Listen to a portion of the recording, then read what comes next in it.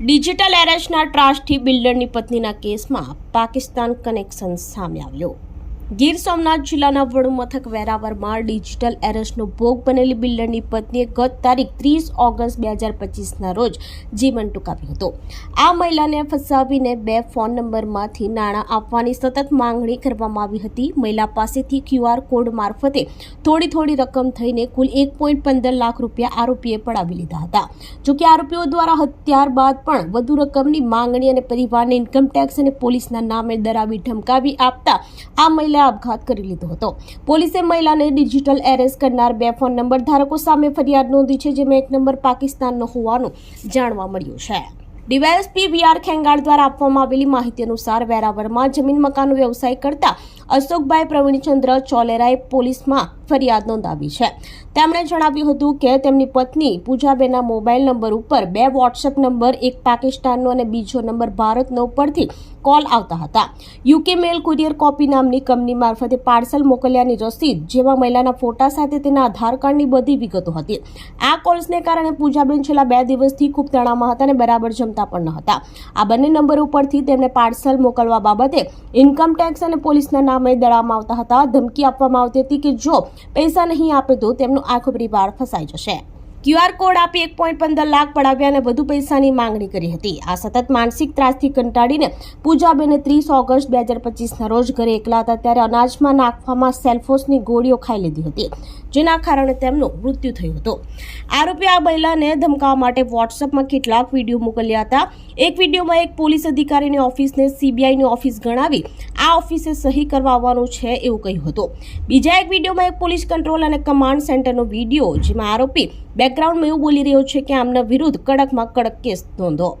ત્રીજો વિડીયો એવો છે કે જેમાં ઉચ્ચ પોલીસ અધિકારી જેવા વ્યક્તિ પોતાની કારમાં બેસે છે અને આરોપી બેકગ્રાઉન્ડમાં એવું બોલે છે કે અમે તમારા ઘરે આવીએ છીએ અને બધાને ઘરની બહાર કાઢીને મારીશું। આ તમામ વિડીયો જોતા એવું સ્પષ્ટ લાગી રહ્યું છે કે આરોપીઓએ વિવિધ પોલીસ અધિકારીઓના વિડીયો વિવિધ માધ્યમોમાંથી લઈ ડિજિટલ અરેસ્ટની કરીને ધમકાવવામાં ઉપયોગમાં લીધા છે। મહિલાનો ફોન ચેક કરતા સાયબર ફ્રોડ સામે આવ્યું। આ મહિલાના આપઘાત બાદ પરિવારના સભ્યો સ્તબ્ધ હતા। જોકે ત્યારબાદ આપઘાતનું કારણ જાણવા વિવિધ તપાસ શરૂ કરી હતી, જેમાં મહિલાનો ફોન ચેક કરતા આ ડિજિટલ અરેસ્ટ અને સાયબર ફ્રોડ સામે આવ્યો હતો। આ બનાવની જાણ થતાં મહિલાના પતિ અશોકભાઈ તરત જ સાયબર હેલ્પલાઇન નંબર 1930 પર ફરિયાદ નોંધાવી। આ ફરિયાદના આધારે પોલીસે મોબાઈલ નંબરના વપરાશકર્તાઓ સામે ગુનો નોંધી વધુ તપાસ હાથ ધરી છે। ગીર સોમનાથથી રિપોર્ટર વિશાલ તંબોલી, સંકલ્પ news. Veraval city police station ખાતે ગઈ તારીખ 5/9/2025ના રોજ અશોકભાઈ પ્રવીણચંદ્ર ચોલેરા નામની વ્યક્તિએ એક ફરિયાદ દાખલ કરાવી છે, જે ફરિયાદ BNSની કલમ તેમજ IT એક્ટ મુજબ દાખલ કરવામાં આવી છે। આ ફરિયાદની વિગત એવી છે કે આ જે ફરિયાદી છે તેમના પત્ની પૂજાબેન છે। પૂજાબેનને તેઓના વોટ્સઅપ મોબાઈલ પર આરોપીઓના સતત કોલ આવતા હતા કે તેઓએ પાર્સલ મોકલ્યું છે અને એ પાર્સલ અનુસંધાને તેમને ઇન્કમટેક્સ અને પોલીસના નામનો ડર બતાવી એમને ગમે તે રીતે તેઓ હેરાન પરેશાન કરતા હતા અને એમની પાસે પૈસાની માંગણી કરતા હતા। એ બાબતથી એમણે ત્રાસ સહન ન થતા પોતે અચાનક જ એમણે ઝેરી ટીકડા ખાઈ અને પોતાના જીવનનો અંત આણ્યો છે, જે બાબતે પોલીસે ફરિયાદ દાખલ કરી છે અને હાલ આ ફરિયાદ બાબતે આરોપીઓની તપાસ હાલ ચાલુ છે। હાલમાં એક આરોપીએ QR કોડથી 1,15,000 જેટલી રકમ તેઓએ ટ્રાન્સફર કરાવી હતી અને તેમ છતાં તેઓની માંગણી હજુ ચાલુ હતી અને આ બાબતે તેઓના સમગ્ર પરિવારને ફસાવી દેશે તેમને સતત ભય અને ડર બતાવવામાં આવતો હતો, જેના કારણે એમણે આ પગલું ભર્યું છે। હજુ હાલમાં આજે આની તપાસ ચાલુ છે। આ જે વોટ્સઅપ નંબર પર જે એમને કોલ આવ્યા હતા એ અજાણ્યા ઇસમો વિરુદ્ધ હાલ તપાસ ફરિયાદ દાખલ કરવામાં આવી છે અને આરોપીને હાલ શોધખોળ ચાલુ છે। આ ઘટનાના પગલે તમામ લોકોને એક જ સંદેશ છે કે જ્યારે પણ આવા કોઈ પણ ફોન કોલ્સ આવતા હોય તો પોતાના પરિવારના સભ્યો સાથે ચર્ચા કરે, તેઓને પણ ધ્યાનમાં લાવે અને આવી કોઈ પણ બાબતમાં તેઓ ન આવે અને સતત એલર્ટ રહી અને જ્યારે પણ કોઈ આવી બાબતો આવે તો પોલીસને છે કે ગમે તે એજન્સીને સંપર્ક કરે, જેથી તેઓ આવી કોઈ પણ મુસીબતમાંથી તેમનું નિરાકરણ લાવી શકાય। મારું નામ અશોક ચોલેરા છે। હું મારી હોટલે હતો, મારા છોકરાનો ફોન આવ્યો, આ રીતના બની ગયું છે। હું ઘરે આવ્યો, ઘરે અમે એને આવીને હોસ્પિટલ લઈ ગયા। ત્યાં સુધી અમને ટૂંકમાં કંઈ ખ્યાલ નહોતો તો શું છે શું નહીં. પછી છોકરાને પૂછ્યું ભાઈ શું હતું.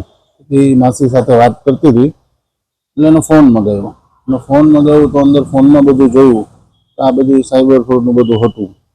એમાં એને બધી ધમકી અને બધી વિડીયો તો બધું એના મોબાઈલમાંથી જોવા મળ્યું. અને અમે હોસ્પિટલે હતા ત્યારે બી એના ફોન આવવાના ચાલુ જ હતા.